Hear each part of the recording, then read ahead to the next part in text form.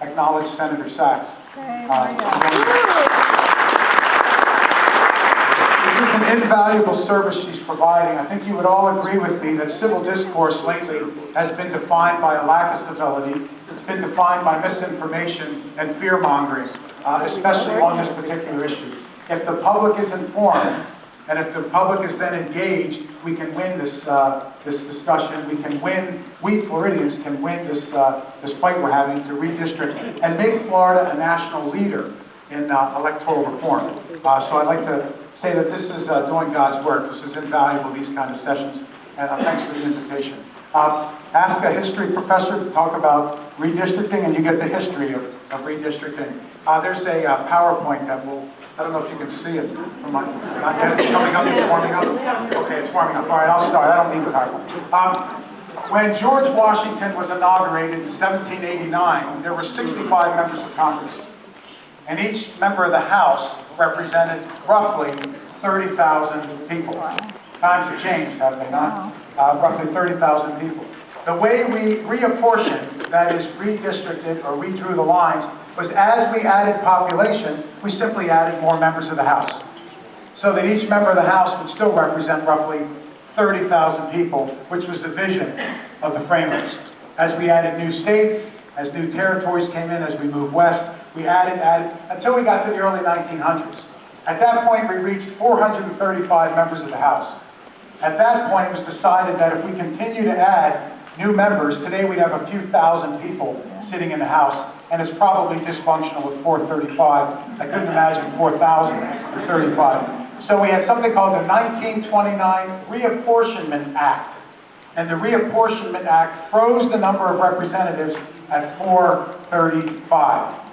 Now, briefly, when Hawaii and Alaska in 1959 came in, we added a representative for them until we had a chance to reapportion and have an election.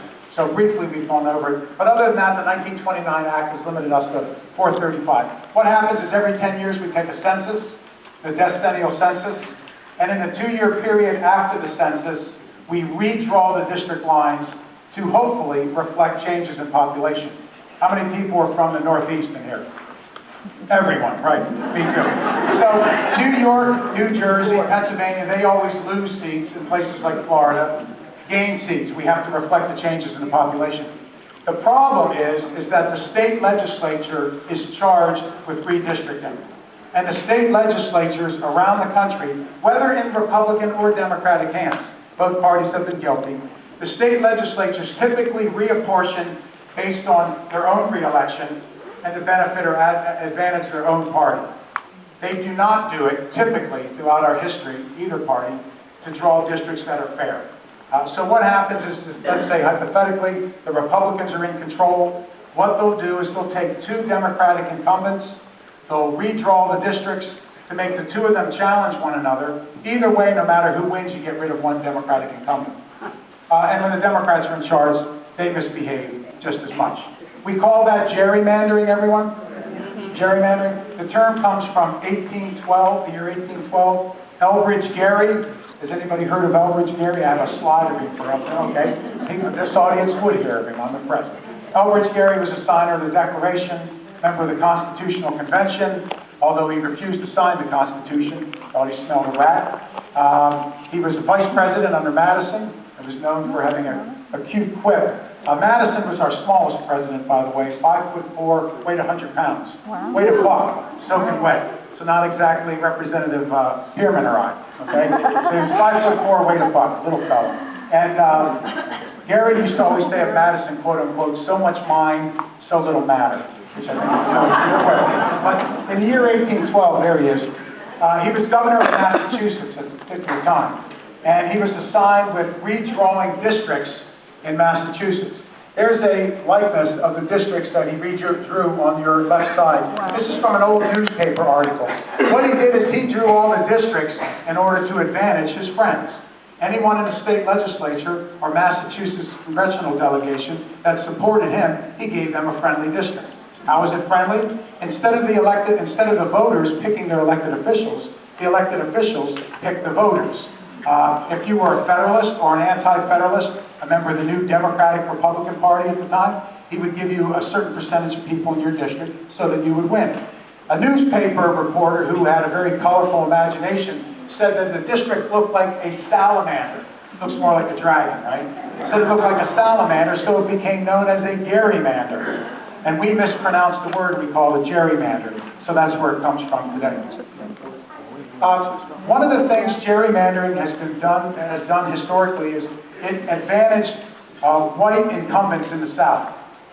Gerrymandering is one of the tools of the segregationists. Here's what they would do.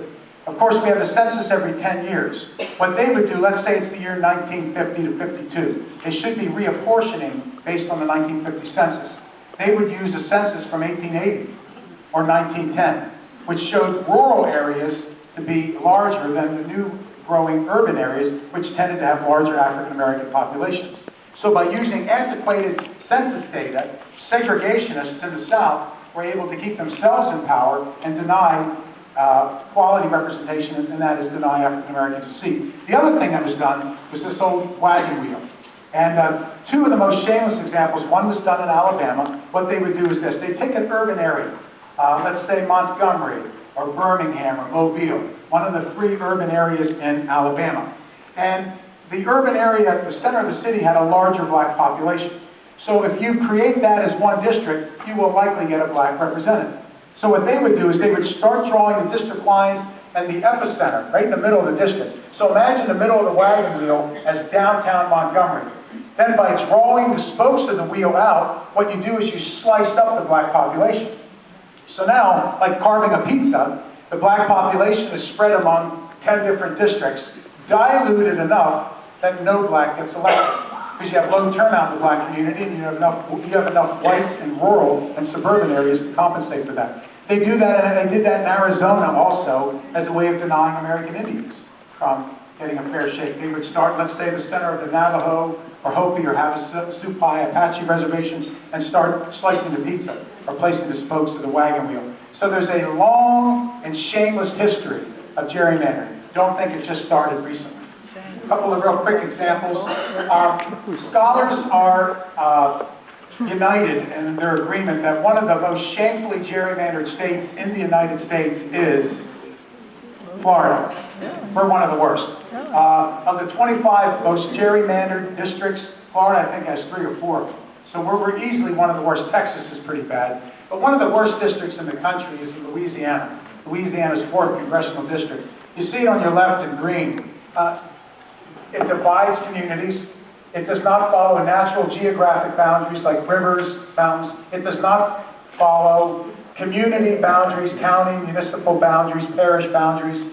And so it's a shamefully gerrymandered. On the right, this is just an outline of what the district looks like. It cuts through dozens of towns, several parishes, counties. So it's one of the worst in the country. Go ahead. Here's another one of the worst. This is North Carolina's infamous dumbbell district or highway district, District 12. The district on the left, you can see the outline of it. What it does is it essentially runs down 2 interstates.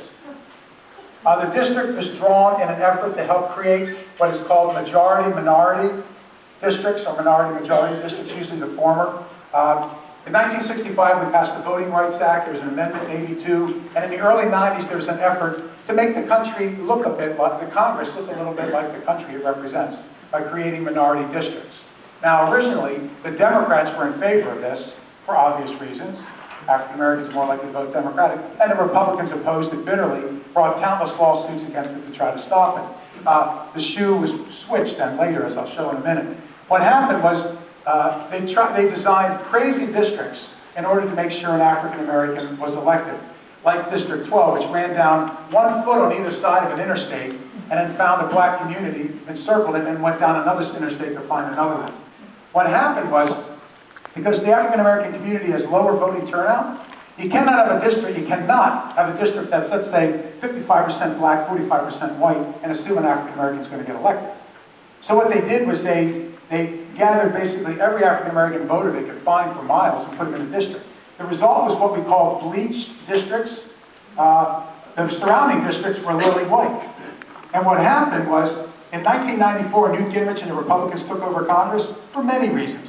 One of the main reasons was there were over a dozen African American and I think 3 or 4 Latino districts created around the country. In Miami, New York City, and Puerto Rico district.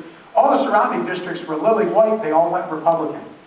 Several Democratic incumbents lost their seats because they were now running in a 95% white district, whereas they were always dependent on, let's say, the 20% black turnout that they had. So after that happened in the 90s, the Democrats were the ones opposing majority-minority districts, and the Republicans dropped their lawsuits and started to pay to create more majority-minority districts. Here's a quick example, and I'll end with this. This is Florida job, some of the worst in Florida. You see up there in the top left, Pinellas County, there's a district that goes from Tampa, it crosses the causeway, and connects a couple of different streets in St. Petersburg. Senator Ehrenberg, former Senator Ehrenberg's state senate district is one of the worst. Starts down here, goes up to Lake Okeechobee. You have to use planes, trains, and automobiles because you get out of your car, you paddle across Lake Okeechobee. It goes all the way to the west coast to catch the sunset in his district, so it makes no sense whatsoever. Here's our goal. I'll end with this. Amendments 5 and 6 passed with over 60% last November. They position us to be a national leader in electoral reform. Rather than allow the state legislature to redistrict according to seniority, their own re-election, or party, we have certain guidelines that we're supposed to follow. Districts are supposed to be contiguous, connected. They're supposed to be compact, rather than running across counties and across the state. They're supposed to be community-based. Keep communities together, rather than divide natural communities. And lastly, population equivalent. We can't have one district with this number of people and another district with less people. This is an issue that should get bipartisan support. Everyone I talk to, Republican, Democrat in the state, favors this type of electoral reform. It seems that the only folks that are not favoring this are a handful of folks in the most senior positions in the legislature that don't want to lose their seat. So it's an important issue. We're sitting on the threshold of something that will make us a national leader. But the most important step, I believe, is what Senator Sachs is doing now, and that is informing the public as to just how important this is and how it's going to work. With that, I'll turn the mic over to my colleagues on the panel.